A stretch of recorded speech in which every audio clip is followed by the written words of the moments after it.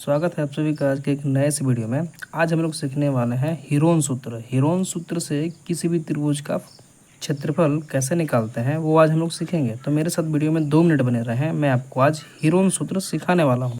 यह सूत्र क्लास 9 और 10 में देखने को मिलते हैं।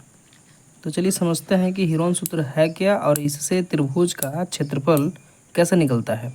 तो आप देख सकते हैं कि मैंने एक सूत्र लिखा है त्रिभुज का क्षेत्रफल का फॉर्मूला। हीरोन का सूत्र होता है S into S minus A into S minus B into S minus C, जहाँ एस क्या होता है अर्ध परिमाप। ठीक है, अर्ध परिमाप एस का फॉर्मूला क्या होता है ए प्लस बी प्लस सी बटे 2। ए बी सी क्या होता है, तो ए बी सी भुजा होता है। एक भुजा को ए बी और सी, किसी भी भुजा को ए बी और सी मान सकते हैं। जैसे इसमें इस त्रिभुज में 3 भुजाएं हैं, 1 2 और 3, तो ए बी सी आप मान सकते हैं।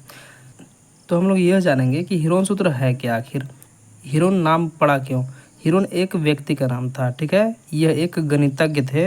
इन्होंने त्रिभुज के क्षेत्रफल का फॉर्मूला दिया था, इसलिए इनके नाम पे हीरोन का सूत्र पड़ा। ठीक है, तो जैसा कि आप देख सकते हैं, मैं यहाँ पे आपको बना करके सॉल्व करके दिखाता हूँ कि किस तरह से निकालते हैं। जैसा कि पहले ए बराबर बी बराबर और सी बराबर आपको लिखना पड़ेगा यहाँ से खोज के। ठीक है, ए बराबर मान लीजिए आप 32 लिखे हैं, 24 लिखे हैं बी बराबर और सी बराबर 40। यही तीनों भुजाएं को ए बी सी बोलते हैं। ठीक है, तो सबसे पहले क्या निकालते हैं एस। ठीक है, एस बराबर क्या होता है ए प्लस बी प्लस सी। बहुत ही आसान है, आप 2 मिनट मेरे साथ बने रहिए, आपको पूरा समझ में आ जाएगा। यानी कि 32 प्लस 24 प्लस 40 बटे में 2। अब इन सभी को जोड़िए, जोड़ के कितना आता है 96 बटे में 2। इन सभी का जोड़ 96 बटे में 2, यानी कि इनका मान कितना है कट के 48। यानी आपका एस का मान कितना निकल गया 48। अब चलिए क्षेत्रफल निकालते हैं। जैसा कि आप जानते हैं त्रिभुज का क्षेत्रफल का फॉर्मूला क्या होता है S into S minus A S minus B S minus C का रूट अंडर। एस का मान कितना है 48, यहाँ पे फिर 48 माइनस ए कीजिए, ए का मान कितना है 32, फिर 48 माइनस कितना कीजिए बी का मान कितना है 24, फिर 48 माइनस कितना कीजिए सी का मान कितना है 40।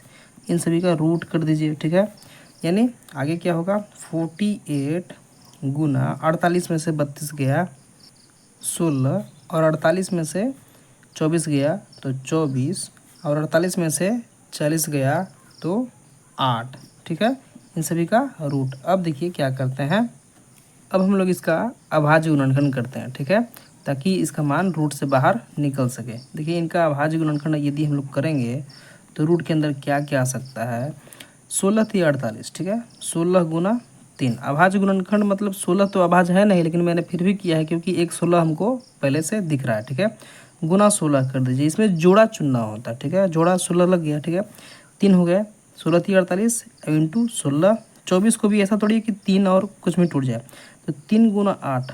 ठीक है, 8 के 24 हो जाएगा और एक 8 पहले से भी है।